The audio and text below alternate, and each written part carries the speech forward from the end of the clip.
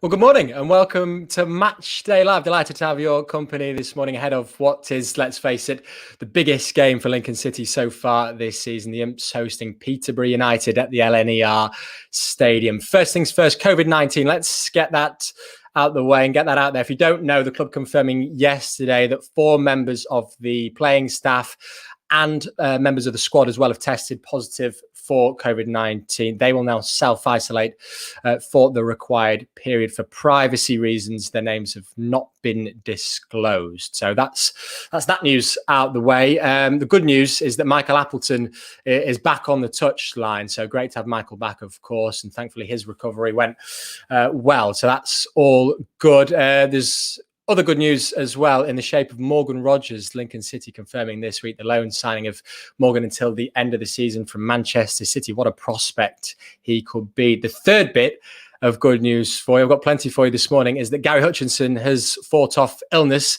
and he joins us now. Gary, delighted to have you with us as ever. First things first, let's talk about Morgan Rogers then.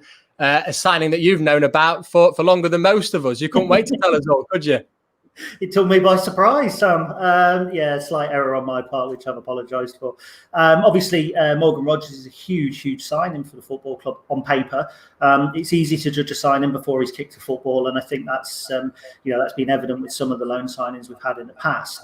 But I think in terms of stature, he's a great signing. I think in terms of the position he plays and the flexibility he offers us, he's a great signing. I'm really eager to see him play. I don't think he walks straight into the side. When you've won a couple of games on the bounce as we have and you're in good form, it's going to be tough to break in. But that's just testament to the current squad that we've got. That's not all that large, but it's deep in terms of flexibility. Yeah, look, I know it's not all about how much a player is worth, but it's hard not, when you put Morgan Rogers into Google and have a search of his name, it's hard not to look at that figure of £4 million that Manchester City paid for him and think this could be one of the Imps' best signings that we've seen. Look, we don't want to blow it up too much, and I probably have just then, but it is an exciting one, isn't it? Yeah, I think what we're talking here is in terms of stature. I mean, the signing's only as good as the games that he plays later on. And you look at the likes of David Sommer thinking, wow, what a great signing he was. You wouldn't have done at the time.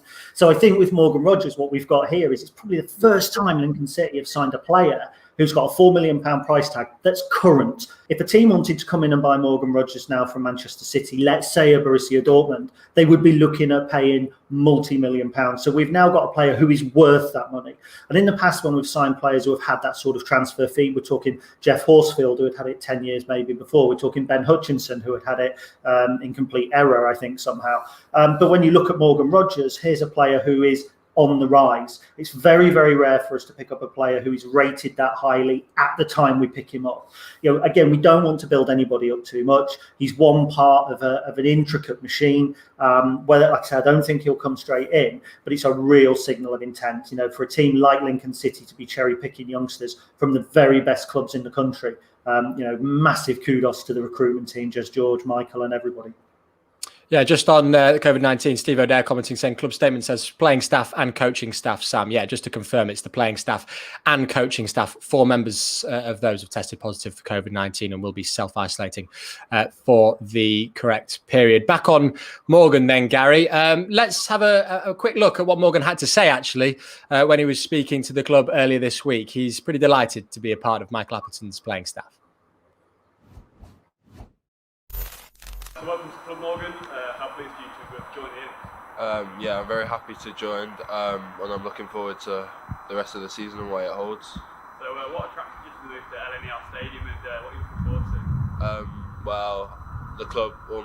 The club's great, and also the style of football that they play. I really enjoy watching it, and I feel like it will help me, and I can develop here. You mentioned the style of football. What sort of things do you think you'll bring to the club, and what are the things that your fans looking out for with you? Hopefully pace, creativity in the final third of the pitch to help score and create goals, which is what I'm looking to do. And you played against Lincoln in the FA Youth Cup about just over 2 years ago. How have you improved in that time, and do you think you've developed as a footballer? Yeah, I think I've matured, obviously getting older, maturing into your body, and just becoming a better player and improving and learning each day for the past 2 years. And the club are currently top of the league, obviously, that's an impressive result. You know a few of the lads there, and Yeah, I know a few of the lads like Max, Brennan, Alex quite well, and yeah, just speaking to them, and they really enjoy playing here, and they're enjoying the season, and being top of the league is obviously a very good moment, but we've got to keep that going. And how do you think knowing lads at the club will help you settle in quicker? I think because they know me, it helps me integrate into the group quite well and get to know all the other players better and easier.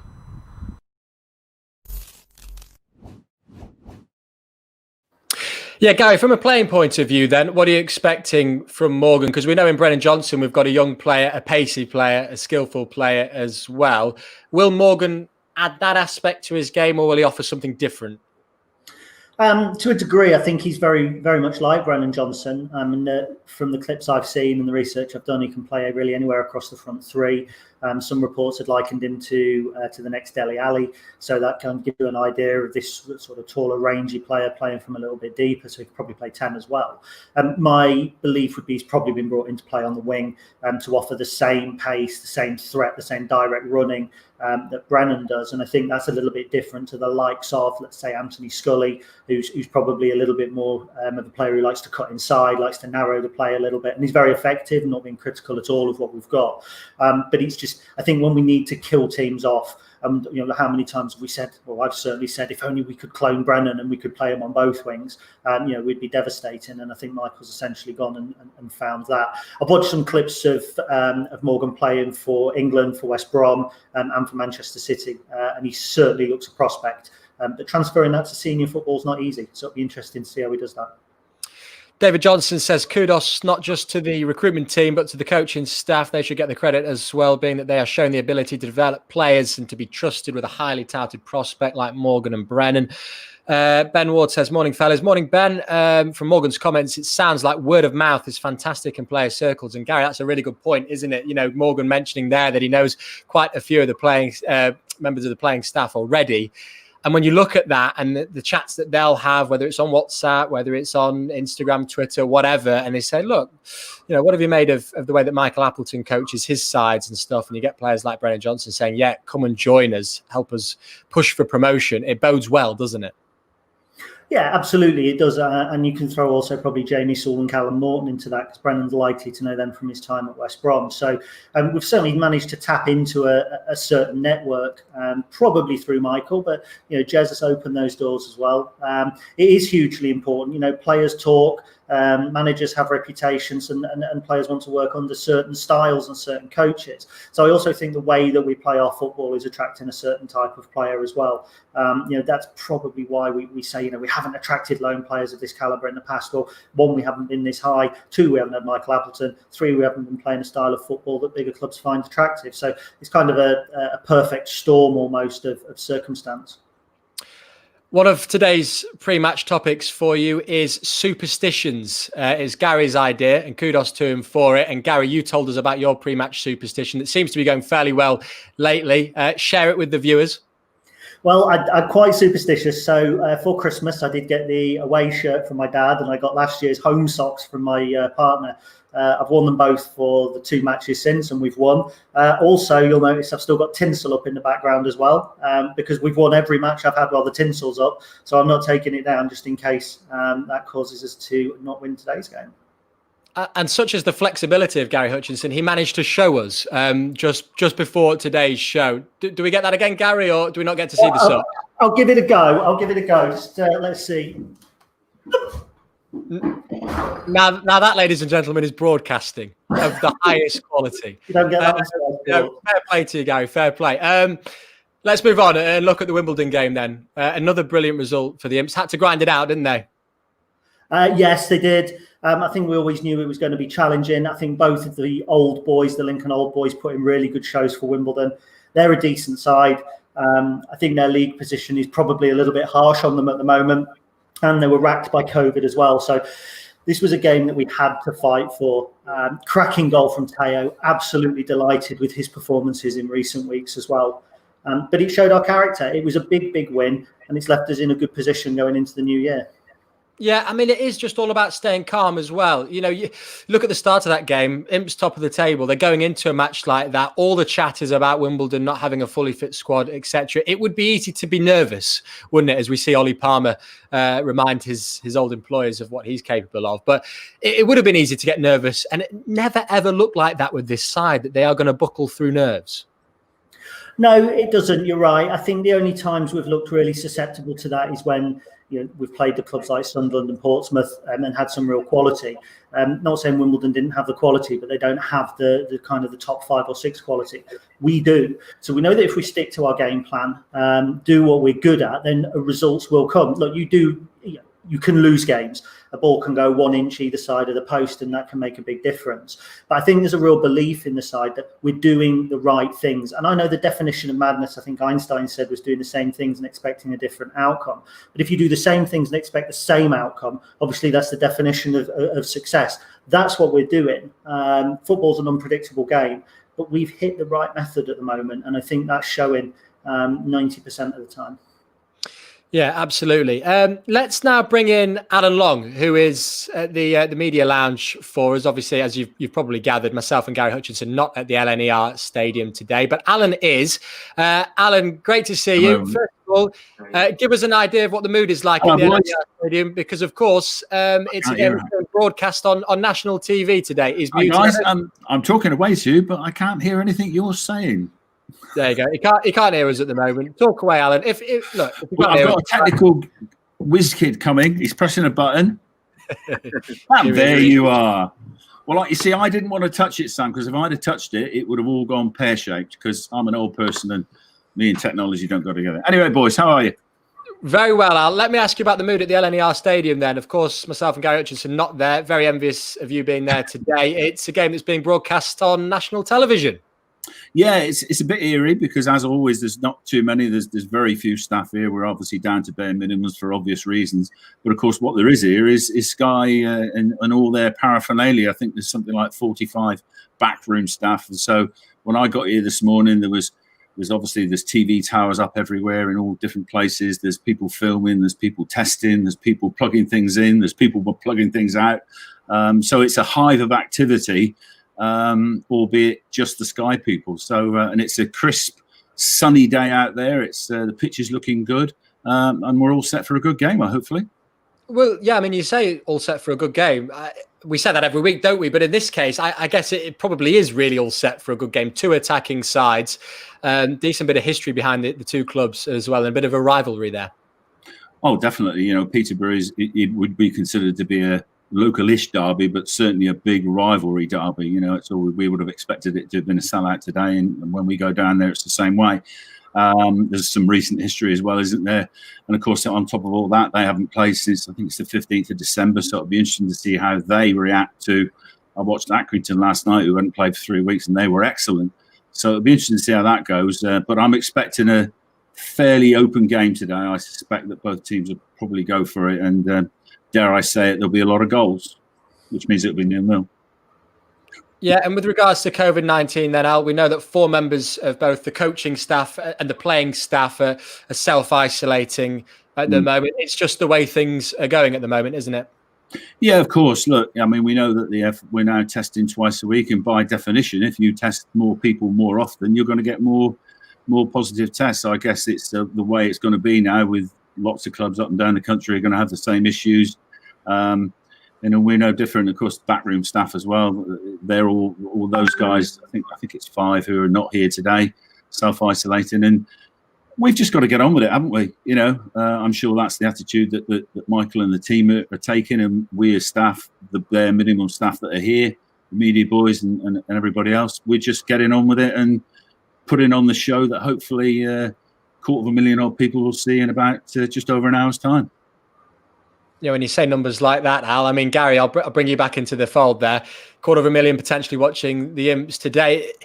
It gets, I mean, it's the case when any side is top of League One around this time now. There's a lot of press, and we know that there was a lot of press at yesterday's pre-match press conferences. People are really starting to talk about Lincoln City once again outside of the Lincoln City circle. Have you found that over the past week or so, Gary? Yeah, I think so. I think much of it still stems from the fairy tale, though. I think, we're still inextricably linked to the 2016-17 season and the FA Cup quarter-final. So in the media's eyes, we are still a story. And the fact that we're top of League One is just a continuation of that. Everybody loves a series rather than a one-off, don't they? Which is what we are, I think. We're a successful series, so to speak. But we are a successful series in our own right. We've moved away, I think, not from the shadow, but from the successes of the previous regime and created kind of this whole new beast. And the media just love that. Michael Appleton is a media darling as well. I mean, he does numerous podcasts, TV shows and that sort of thing. He's a great story in himself. It's just a great club to be around and be interested in. And by the way, Al, I mean, Gary mentioned it there that it's a series, not a film. It would have been quite some Netflix series, wouldn't it, if you'd have joined around the start of the 16-17 season, made a Netflix documentary about it, and you'd still be going now. It would be a heck of a watch. It certainly would, mate. I mean, obviously with social media the way it is these days, you get reminders constantly of what you were doing this year, last year, 4 years ago. Of course, this week it's all been around Ipswich Town. And yeah, I think back to the sort of the start of that season and everything that's happened up to this point. And you're right. I just wonder who would have played us three. That's what worries me. I think Tom Cruise is available for yourself. Gary, I'm not so sure. I don't know who Gary would be played by. But yeah, look, it would be a great story, wouldn't it? It would. It's a shame we can't wind it back, and because we could make possibly an Oscar-nominated TV show. Brad Pitt for Gary, definitely. Let's talk FA Youth Cup then. Gary, what a brilliant result. I know you watched the game in full this week. It's testament, isn't it, to the young boys as well. It's not just the first team squad that are flying. Clearly, it's an academy that is absolutely storming it at the moment. Yeah, absolutely. I think often the academy can be an element of the football club that gets overlooked. And to a degree, it has been, I think, at Lincoln City, and it's getting harder and harder to do that now. There are 3 players who have been in and around the first team squad, started against Preston in Sam Long, Hayden Cann and Sean Rowan. And actually watching the game, those guys played well. They weren't the players that stood out to me. There was 2 or 3 other performances I was really impressed with. Ben Salt, Billy Brooks, Freddie Draper, who got the goal as well. And look, the FA Youth Cup is a big competition. Last year we went out to Manchester United, I think 2-0, who went on to be in the semi-finals. It's the cream of the youth football in this country today take part. So to be in the 4th round, with a realistic chance, Watford are a good side. They're probably on a par in my mind with Preston, being a good chance of further progression. It's a huge testament to the work that the guys put in. Tom Shaw and the likes down at the football club. Some really talented youngsters, definitely. Yeah, I mean, it's not just about recruiting the local players as well, isn't it? It's real diverse recruitment. You look at Hayden Cann, yes, Lincoln City born, but then you look at some of the other players. You mentioned Draper there. This academy are looking at players across the board, aren't they? And who they can bring in at a young age and develop. It's not just about saying, well, he wasn't born in Lincoln, so we're not going to have him play. It's clever thinking that's going into it. Yeah, absolutely. I think with any academy, there has to be an element of kind of players from your area. You have to be recruiting well in your area. That's standard. And we've seen the likes of Hayden Cann coming through, and obviously Ellis a year or 2 ago, who I know had been at Leicester but started at Lincoln.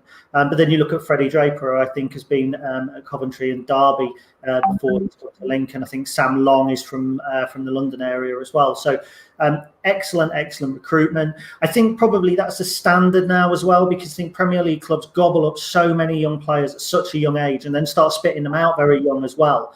So there are often a lot of players that are arriving like at 12, 13, 14 years old who have already been turned away by bigger clubs. And often, you see players who develop late. So it's a good strategy, and it's certainly working well for us at the moment. I love the fact that there's more comments coming in on who Gary Hutchinson should play in a Lincoln City Netflix documentary than our actual topic of choice, which Gary came up with, which was pre-match superstitions. Brilliant. You've got to love social media, haven't you? Listen, Al, we're going to let you get off because we'll be catching up with you in around about 10 minutes time for today's pre-match team news. So great to see you. Finish with a superstition, Al. Any for you? Well, for me, it's just I'm a creature of habit, and I've been doing this job for an awful long time now. So I tend to do the same things. I have the same breakfast, usually some sort of bacon and egg type scenario. I get to the ground usually at the same time each week and just do the same things. I don't have I'm not a superstitious person, but I am a creature of habit, so I think that would be mine, definitely. Sitting on the fence must be one as well, Al. Great to have you, and we'll see you around about 11:30. Great to hear the thoughts of Alan Long, Lincoln City legend, as ever. Kay Jackson's commented saying, "Morning, guys. Hope you're both well. Random fact, this will be our 42nd televised game of the 21st century, hoping for the 17th win." Quite a stat, that one, Gary. Yes, yeah, I saw that. Kate had put it on our forum earlier in the week as well. I was trying to think of games then before the turn of the century. I remember a televised game against Bolton, I think in '93, that we lost 3-1. An infamous one away at Cambridge as well, where we drew 1-1 on Sky Sports, which was an awful watch. Yeah, it's nice to be on television every so often, isn't it? Absolutely. I should say big thanks to our pre-match sponsors as well, Blue Cube and the University of Lincoln. Take a very quick look at this video from the University of Lincoln. At the University of Lincoln, we recognise that change is coming, and we're preparing our students to lead that change. That means a great student experience underpinned by world-class research. With our students, we're solving global challenges in fields like health, energy, agriculture and climate. So come to an open day and be the change.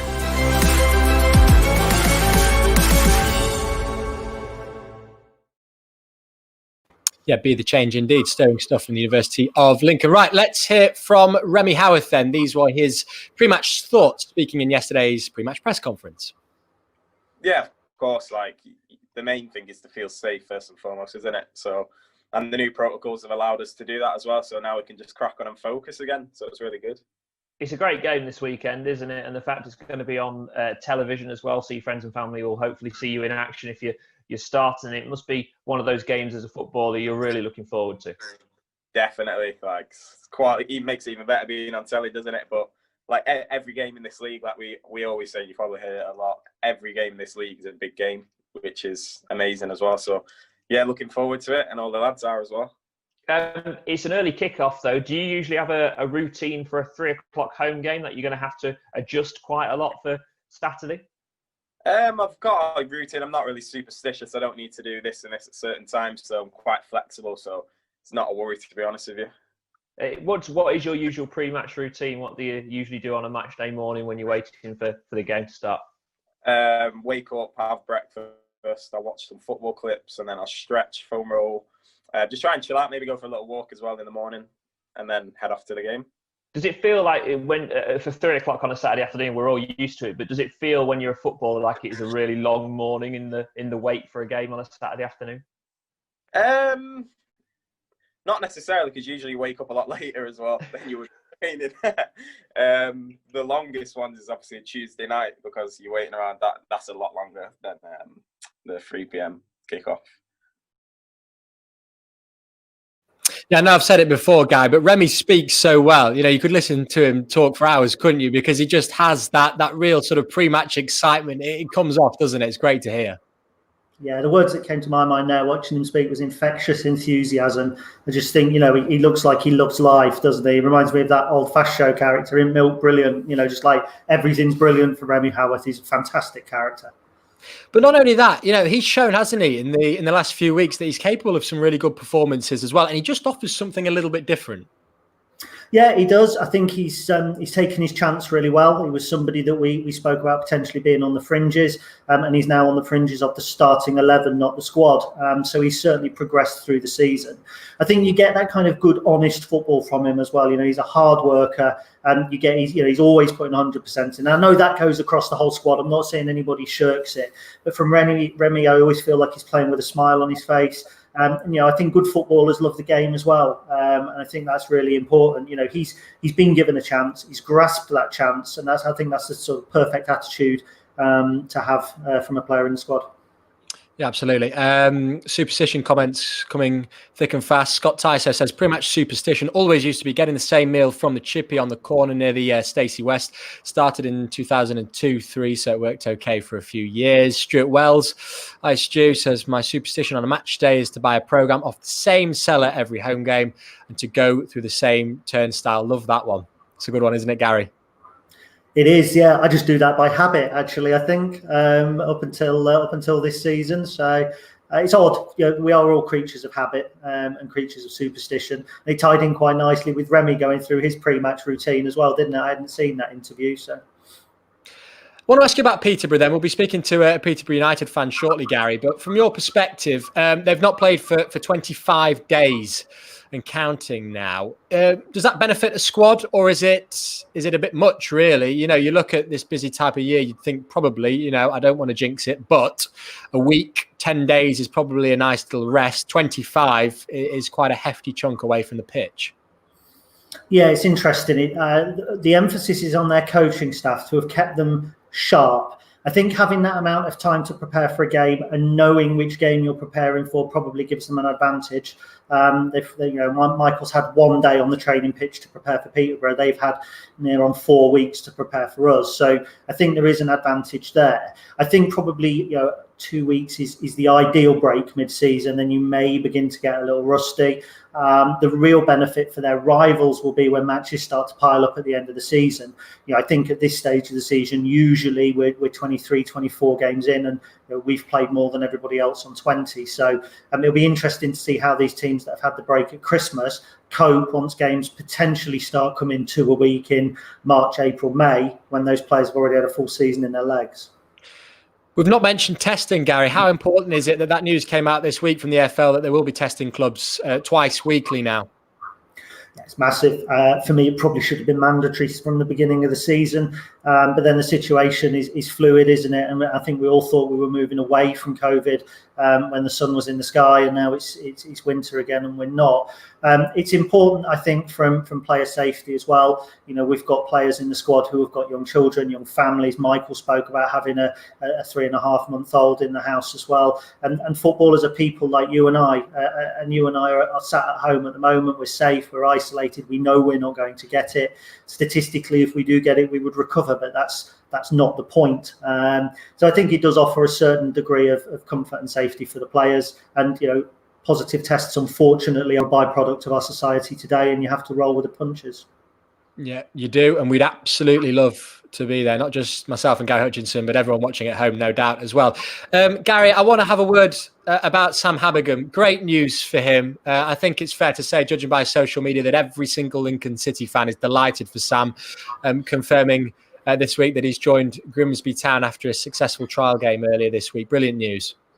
Absolutely superb news. I remember popping down to the training ground towards the end of our title winning season. And bear in mind, Sam had effectively, I think, been out of contract or injured all season. And he was there working hard on the machines while chatting to Helgi and I. And he's just such a down-to-earth guy.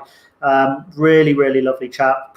Kind of got that infectious kind of positivity that Remy has got, not as outward, but just a really nice bloke to talk to. And this was his career, and he was a great servant for the club. He was a key component of that 2016-17 win. The free kick against Torquay will stick with me forever. So just to see somebody fight back, to see somebody write their own fairy tale, not have it written for them, and again, I probably liken that to Remy Howarth.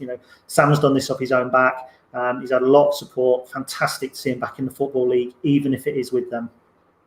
Certainly is. And lots of comments coming about Sam as well. Lots saying pretty much the same thing, which is delighted for Sam, despite the fact it's Grimsby. So testament to Sam Habigham, and we wish you all the best in the remainder of your career. Former Lincoln City chairman Steph Wright has commented. Morning, Steph. He says, morning, guys. We're streaming your Matchday Live show through the big screen in our Collab virtual sports bar this morning. It's free entry to all. It's via collab.org UK/sports bar. Yeah, sounds brilliant, that. Great work from Steph Wright and his team there. I urge you to go and watch that when you're enjoying.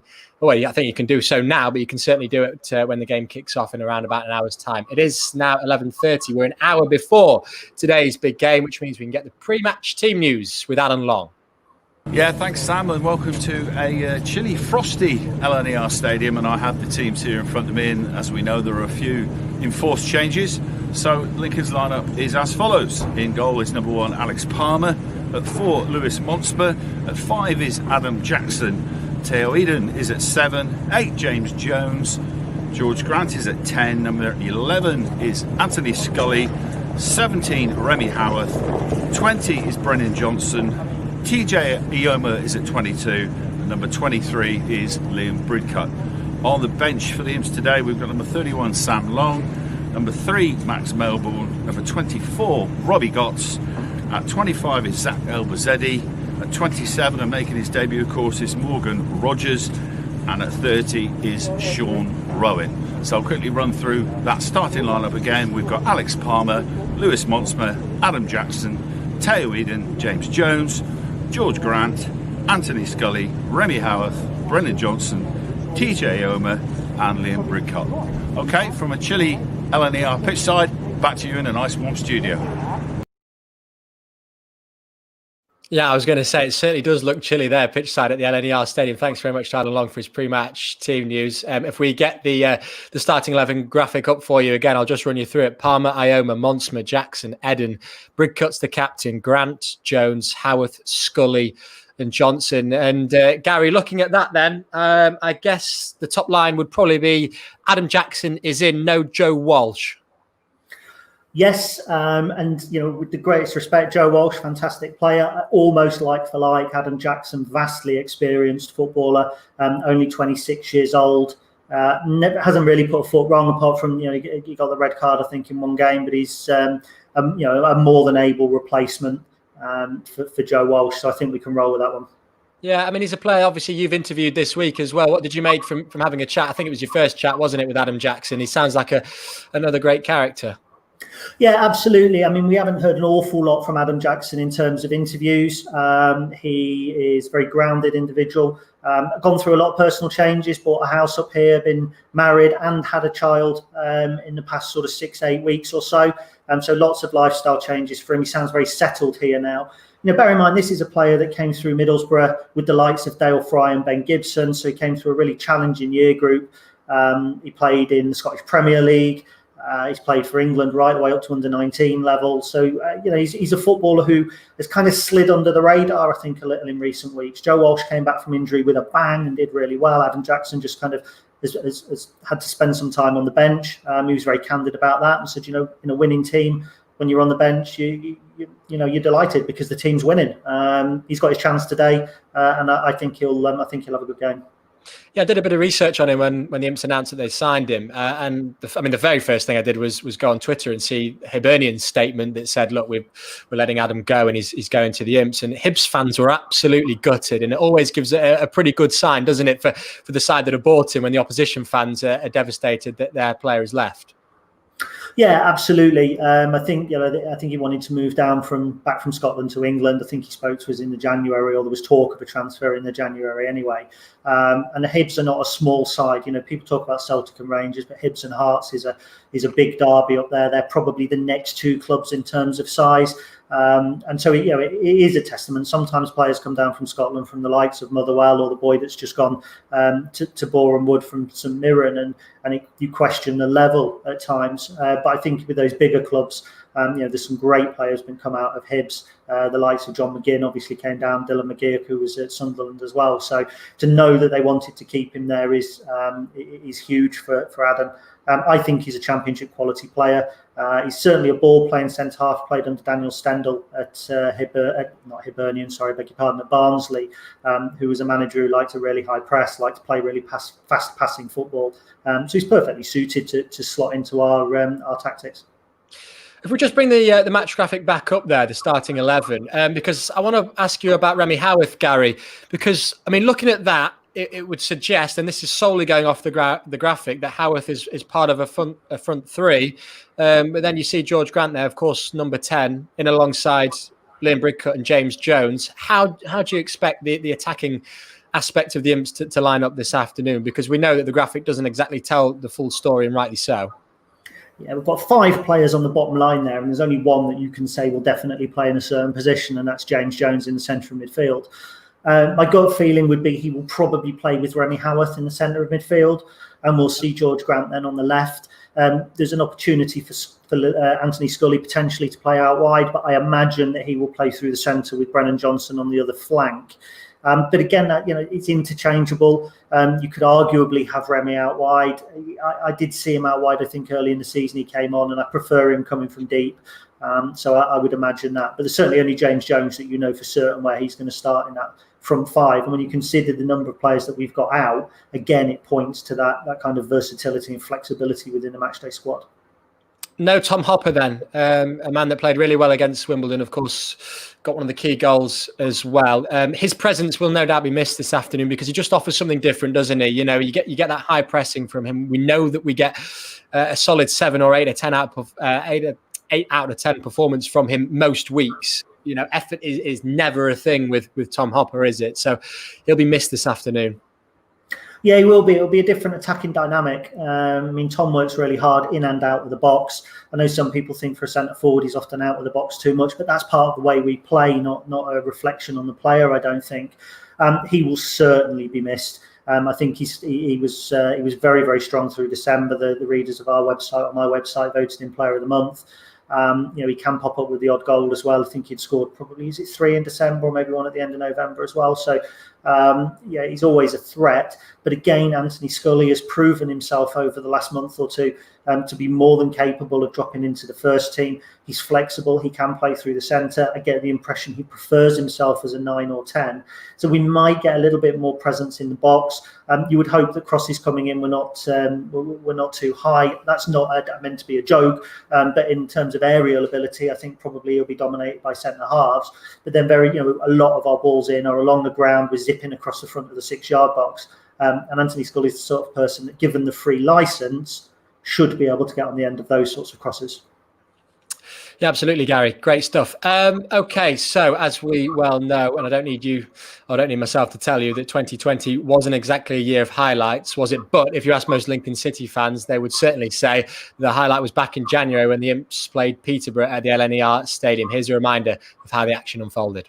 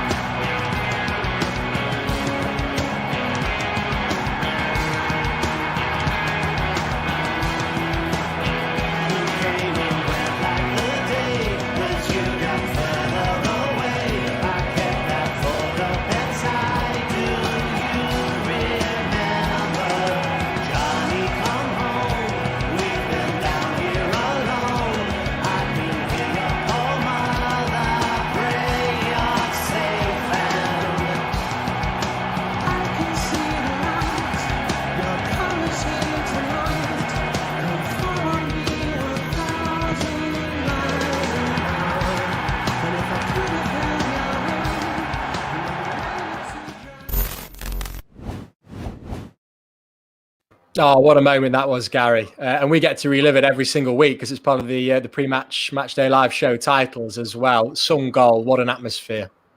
Defining moment for Michael Appleton's reign, in my opinion. We came through New Year. We beat Ipswich. This was a massive game. It's this moment because when he celebrates that goal, that's passion. And that was raw emotion. And up until then, there had been talk of, he's quite muted, he's quite sort of static on the touchline at times, and people weren't used to that. We'd obviously had somebody who was very animated there. But I think that was the moment where a lot of people flipped and went, actually, this guy does care. This guy does care. He's just a different personality. The defining moment of that game as well wasn't even in the highlights. It was a tackle. And everybody will no doubt be pouring into the comments. Michael Boswick tackle on Marcus Maddison. It was a fair challenge. It was rock hard.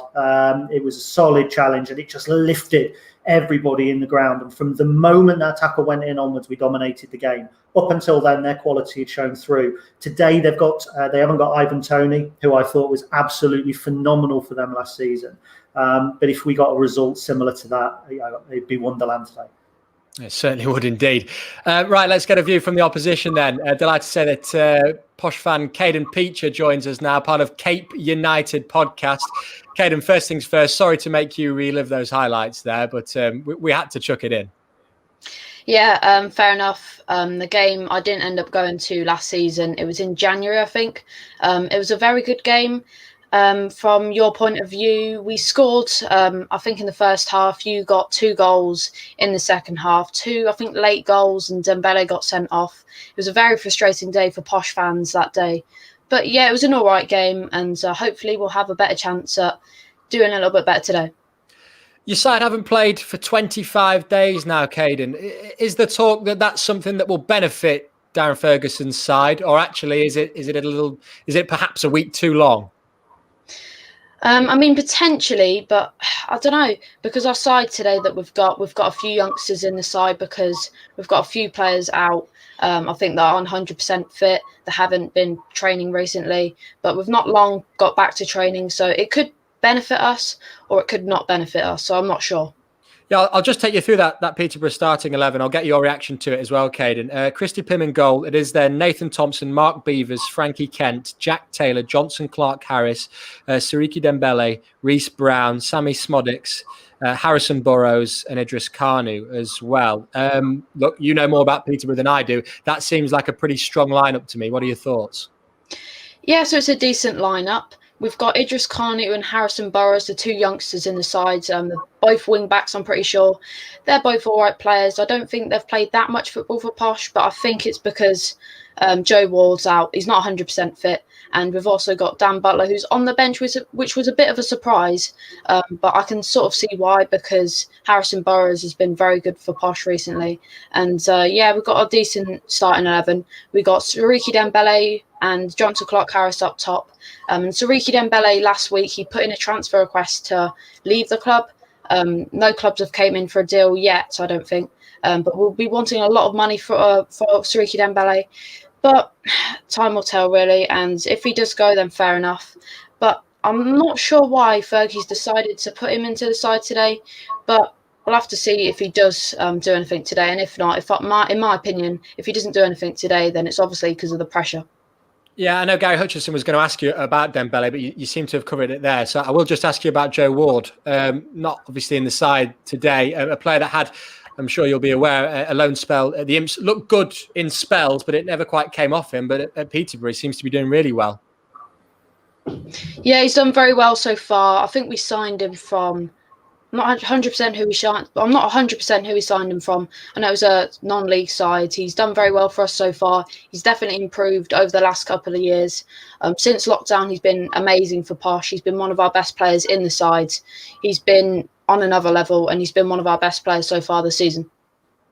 I don't know if Gary Hutchinson's got another question to ask you. I was just asking him there, but he probably does, because he's a man that is always inquisitive when it comes to League One football. I can adapt like the Lincoln squad, Sam. Yeah, hi, Caden. I'm really interested in Johnson Clark-Harris, actually, because that Ivan Toney last season for you was phenomenal. Best player in the league by a mile. I thought that it would be tough to fill his shoes. How's Clark-Harris done in kind of stepping up to the plate? So he's done very well so far. He's a very good finisher. He's put the ball in the back of the net a lot of times, and he scored 12 goals this season. It was a very big job to fill Ivan Toney's boots, who is a very good player. He's now doing very well at Brentford.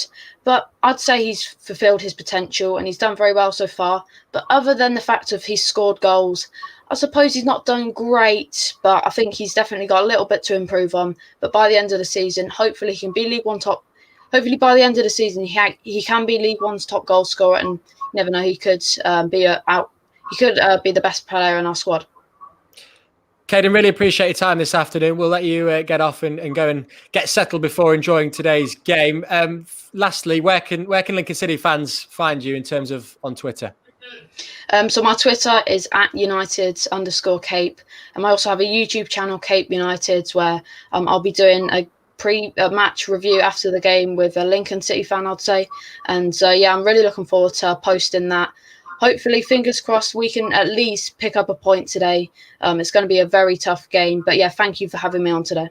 No, it's been a pleasure, and good luck for the remainder of this season. Thanks very much, Caden. Thanks, Caden. Good stuff. Caden Peacher there from Cape United. Gary, if we go back through that Lincoln City starting 11 then, we'll get the graphic up and I'll take you through it and you can give me your thoughts on it. Alex Palmer in goal. A fairly familiar back four, although no Joe Walsh. It's TJ Omer, Lewis Monsma, Adam Jackson and Teo Eden. Liam Bridcut's the captain. It is then Grant, Jones, Howarth, Scully and Johnson. On the bench, it is Long, Melbourne, Gotts, Elbazedi, Rogers and Sean Rowan as well. Gary, when the news came out, 2 days ago now, that a number of members of both the playing staff and the coaching staff had contracted COVID-19, from the starting 11 point of view, I guess it could have been a bit worse, couldn't it? Because we're missing some key players, but it's not like the whole squad has been decimated. Yeah, I mean, it would do a huge disservice to the players that are missing to kind of subliminally suggest that they won't be missed, because they will be. You know, Tom Hopper has been superb for us in recent weeks. Harry Anderson, who I think we all knew would be missing for one reason or another after last week, was one of our strongest players earlier in the season. Joe Walsh has been fantastic. I notice there's no Theo Archibald on the bench. And also, let's not forget we've got Conor McGrandle's injured as well. Callum Morton's still injured. So, we're probably missing 6, 7 players who would almost certainly be in or around the first team squad, which, is actually quite frightening when you look at the squad that we are able to put out, because as you rightly suggest, it's more or less a first team squad.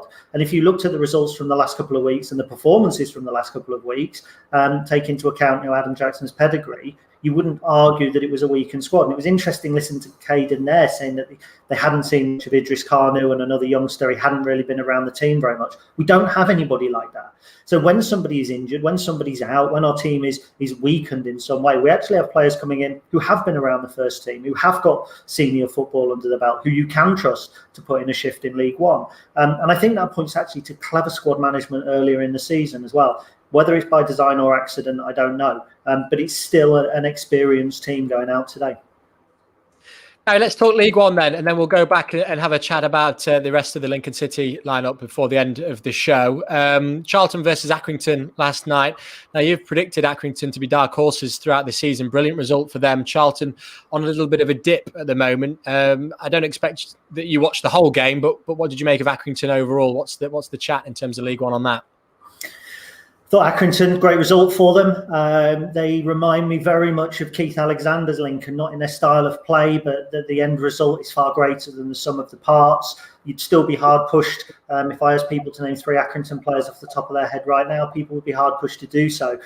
They're real, genuine promotion contenders. So that's fantastic for John Coleman. It's a real testament to their coaching staff and the hard work that goes in. I think probably actually the telling side from a League One point of view from that result was Charlton, because they've been a huge disappointment for me since being taken over. Lee Bowyer, I think, blasted Marcus Maddison post-match for pulling out of a tackle. If I'd been involved in a Bozzy tackle 1 year ago to the magnitude that he was, I might still be pulling out of tackles now as well.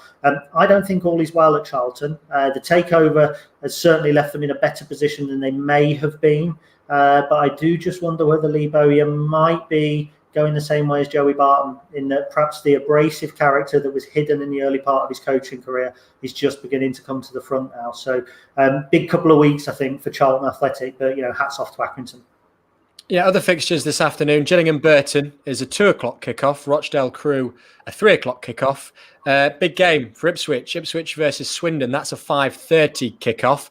And then Sunderland versus Hull at 7:45. Now, this one was an interesting one, wasn't it, Gary? It was very much a case of two sides without a game, called each other up, said you fancy one, and 7:45 tonight they'll be playing, which is probably the right way to go about it, isn't it? Everyone's having to adapt this year. You wouldn't have ever thought that something like that would be possible in years gone by, but if teams can get games in when they can, why not?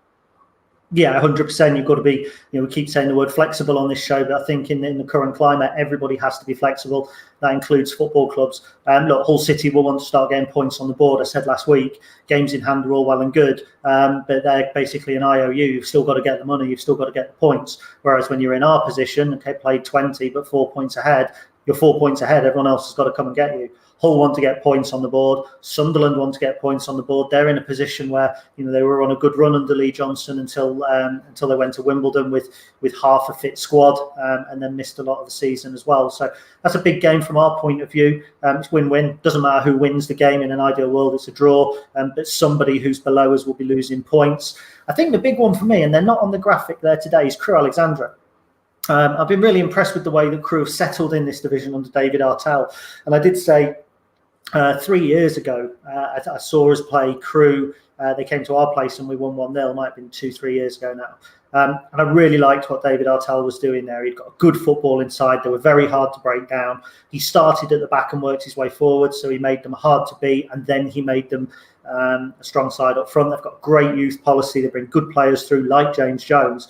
They're away at Rochdale. A couple more wins. Crewe might just force themselves into this playoff race. Yeah, they might indeed. They are playing some great stuff. Well pointed out, Gary. If we just take a look at that League One table once again, any excuse to do so. By the end of play today, then, Gary, the Imps could be what? I mean, as we've probably worked out on Matchday Live this season, I'm pretty rubbish at maths, but the Imps could be 7 points clear if results go their way. Get a win against Peterborough, if Hull can lose against Sunderland, which isn't completely impossible. That would be quite a feat at this point of this season, knowing what we know about a lot of those sides, which are clearly very capable footballing teams. Yeah. I think the huge stat for me is doesn't matter what happens today, we will still be top, and that's absolutely brilliant. What a great position to be in going into 2021. There's so many teams who are in this promotion race that every single week there is a game that we'll look at and go, they're going to drop points. So we just need to keep picking points up. Let's not kid ourselves. A point today would be a good result. It would take a point, it'd take 2 points rather off a promotion rival. And I think when you look at our season, that's probably the one criticism, and I dare not really say criticism, that you might have, is the games we've lost have been against teams who are in the promotion frame, whether it's Portsmouth and Sunderland, potentially you could argue outplayed, as Doncaster did very well. So I know we've beaten Ipswich, but we look at that top 7 or top 8. It's teams who are in and around us that perhaps our results not been bad because we've beaten Charlton, we've beaten Ipswich, but where you could perhaps slightly tweak it. And we've not had very many draws as well. I don't think we like to settle for a draw very often, which is a great trait. But it would just be nice to pick something up today in the promotion race. Yeah, Gary, I asked Caden for his thoughts on the Peterborough starting 11. I mean, I said to him that it seemed from the outside that it's a pretty strong 11 that Darren Ferguson has made. I mean, just looking at it, which players stand out for you? We've mentioned Dembele before. It would seem, wouldn't it, that he's pretty unhappy at Peterborough at the moment, but we know the sort of ability that he has, so that will be a worry. Idris Kanu as well, perhaps one that stands out. Reece Brown, a player that's scored against the Imps. He was the player that scored against the Imps back against Forest Green, wasn't he? I'm probably wrong there. Am I wrong? No, you're spot on. Yeah, he was. I think he scored twice against Lincoln. Yeah, it was that one, wasn't it? Forest Green. Reece Brown's a great player.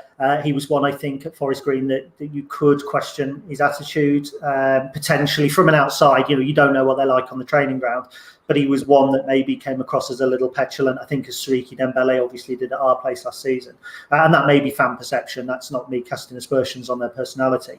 The player that really stands out for me is Sami Smodic, who I would describe as a Rolls Royce of a footballer, phenomenal central midfielder, tore it up for Colchester United, got moved to Bristol City and didn't quite break in. I've always been a massive admirer of Smodic. He's so good on the ball. He's a goal threat. He's creative. He's got that little bit of magic as well. I don't know where Mo Isa is these days. I know he's at Peterborough. I haven't seen if he's on the bench or not. He was a £1 million striker who hasn't really made it. He lived under the shadow of Ivan Toney last season, and it looks like he's under the rather more sizable shadow of Johnson Clark-Harris this season. But if he's on the bench as well, it just shows that we're going into it arguably without a recognised number 9, unless you kind of pigeonhole Scully. They're going into the game with a couple of £1 million worth of number 9s in the squad and on the bench. Yeah, Gary Isa is on the bench. You can bank on him coming on this afternoon. Can have that one for free as well. What else should we talk about then, Gary? We've got about 5 minutes left of the show. Hoping to show you some pre-match pictures live from the LNER Stadium very shortly as well. The sun is out here in Lincoln, albeit it's a bit of a chilly one this afternoon. But do let us know where you're watching Matchday live from this afternoon, and let us know your pre-match superstitions as well. In terms of the starting 11, Gary, anyone that you'd like to talk about, any interesting positions that sort of stand out for you this afternoon? I mean, just while you're having a think of that, I listened to Michael Appleton speaking on the Athletics EFL podcast this week. It's a brilliant listen. If you get a chance to have a listen to it, do so. It's with Ali Maxwell and George Ellick as well. And one of the really interesting things I thought that Michael was talking about was the fact that he knows that Peterborough are going to fly out the traps this afternoon, not having played for 25 days now, wanting to get revenge back from that game back in January as well. Expect Peterborough to start quickly. How do you think the Imps will deal with that? Is it a case of trying to get them on the counter-attack with that, or just soak it up for the first 5, 10, 15 minutes? I think you look back to the Charlton and Oxford games at Sincil Bank, where they came out as and they came to attack and they came out as early. And granted, I think at least in one of those games, we got the early goal. I know this is such a cliche, but the first goal is massively important. We've seen that in recent weeks. When Portsmouth and Sunderland got early goals, it was hard for us to bounce back. And if Peterborough couldn't get an early goal today, I think it would be a similar outcome there. I say I don't want to sound like a pessimist, which I always do. But, I think an early goal for Peterborough makes it very, very difficult for us. An early goal for us means they have to push out more and more, and then the game's there for the taking, which we saw with Oxford and Charlton. So those first 10 minutes are going to be absolutely crucial. Now, if you get through to 10, 15, 20 minutes without a goal, the game then begins to settle down, and then we start to see the individual game plans not kind of, let's get up and at them, but you start to see the patterns of play emerging, and that's when it becomes a really open game. The best thing for Lincoln City, in my opinion, aside from an obvious early goal, is get to 20, 25 minutes without the opposition scoring, because I actually think in terms of football, in terms of approach, and in terms of creativity, from what I've seen, we're not far away from Peterborough. So if we get to 20, 25 minutes without a goal, then we'll remain in the game for the full 90. We have pitch-side pictures from the LNER Stadium. There it is, looking pretty resplendent this afternoon, isn't it, Gary? And we say it quite often on Matchday Live, but you'd absolutely love to be there, especially when the sun is shining on the LNER Stadium. Yeah, it's actually painful. Really realising now how much I miss it. I'm sure everybody is. It's the coverage, the iFollow, Sky, this, Matchday Live. It's fantastic. And arguably there are elements with which, fans like myself are more connected to the club now than ever before. I've seen every minute of league action, bar the odd iFollow lag. But you look at that and you see the clip with the Raw when George Grant Gold went in last season. And it's just a little taster of what we're missing. And I appreciate all aspects of life are affected, and everybody's missing things about life, be it eating out, be it going out, be it visiting relatives. One of the things I miss more than ever is that feeling when Lincoln City score and 9,000 people around you jump up in joy. There's no feeling like it. But that extra bit of excitement this afternoon, knowing that the Imps are live on national TV as well. You always want to put in a good performance on national TV. We didn't used to get picked for national telly much, did we, before 16, 17? Then it was, 11 times in one season? Kate Jackson reminding us as well that it's been quite a few over the past few years. So it's not like we're relying on this one game for the rest of the country to judge us, but it still adds a bit to it, doesn't it? Yeah, look, televised game probably helped us get where we are because it was televised against Oldham in the FA Cup. Lots of people tuned in Lincoln as well. The secret was out of the bag and everything changed that night. If you have to pinpoint one moment, people talk about Ipswich away. The reason we took 5,000 to Ipswich away was because of the Oldham game. So televised games have a potential to change a lot. I don't buy into it when people say, they'll see our players, the way Y-Scout and that sort of facility is available now. Scouts know about your players anyway. I think probably, and I don't want to sound like a stock record, but the biggest thing when you have a live game is showing the world what your fan base is like, how loud you are, what your stadium is like, which we don't get to do today. From a commercial point of view, very good for the club. It looks to me like we've got the digital advertising hoardings around the side again. Nice little earner. The commercial team at the club do a huge amount of work that people do not see in order to help keep this club ticking over. So, it's a great opportunity for them as well. Yeah, a couple of really good points there. One from a commercial point of view, Gary, but the other from the fans as well. The good thing is the rest of the country now know just how good Lincoln City fans are, certainly from the coverage over the past few years, which is one thing we can certainly take heed from. Gary, we're just about out of time, but I want to finish on upcoming fixtures. If we take a look at what's coming up for the Imps then, Gary, where do you see these next 5? Look, again, I say it every week, but we don't know what the situation is regarding COVID-19 and everything that's going to happen over the next 2, 3, 4 weeks. But as things stand, these are the fixtures. Peterborough, as we know, it is then Accrington up in the Papa John's Trophy, Shrewsbury away, Shrewsbury going great guns as well. They are. Could be potentially Shrewsbury's next game. I know their training ground is closed at the moment. When you look at those 4 games and you think 8 points from 4 games, 2 points per game is automatic promotion form, it's doable. Gillingham at home will be tough. We know what they do. They're all about the pantomime and they're all about the manager there. Be an interesting game. Northampton at home should be a winnable game without sounding arrogant. Shrewsbury away will be tough, but I think we'll know now what to expect, and I think we'll probably be better armed in terms of attacking prowess. And the Accrington game's huge because that's an earner. And when you're in the middle of January, to put a 5-figure sum in the bank might just help get another player over the line. Score predictions to finish on. Are you going to give us one? I will be happy with a draw. There you go. Fair, a very fair prediction. Gary, appreciate your time as ever. We'll let you get off and go and get settled before the game. And for the rest of the Lincoln City fans, much appreciated. Great to have your company with us this afternoon. What is it? Half an hour to go until kickoff. Fingers crossed the Imps they will maintain their place at the top of the League One table no matter what happens this afternoon, but perhaps they could go 7 points clear as well. As I said, really appreciate your company this afternoon. Myself and Gary Hutchinson will be back at the usual time of 1:30 this time next week. We'll see you then. Bye for now.